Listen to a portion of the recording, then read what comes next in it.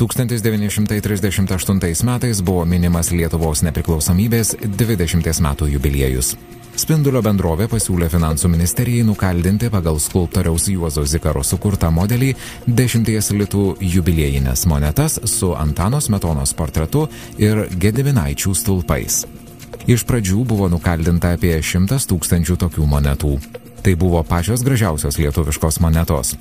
Jos buvo tokios populiarios, kad bemat buvo išgraibstytos, todėl papildomai nukaldinta dar 80 000 monetų. Tais pačiais metais rengtasi išleisti ir naujo modelio 2 litų monetas su Antano Smetonos portretu. Juozas Zikaras sukūrė monetos modelius, o Briuselyje buvo pagaminti spaudai ir nukalti šių monetų pavyzdžiai.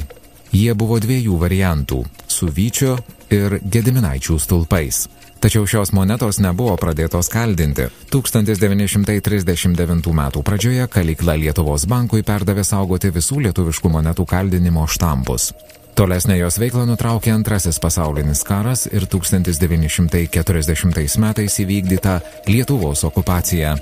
Nepriklausomybės 20-mečio proga buvo rengiamasi atspausdinti jubiliejinį 10 litų banknotą pagal dailininko Adomo Galdiko sukurtą projektą. Tačiau šis banknotas į apyvartą nepateko. Lietuvos muziejuose saugomi tik jo pavyzdžiai.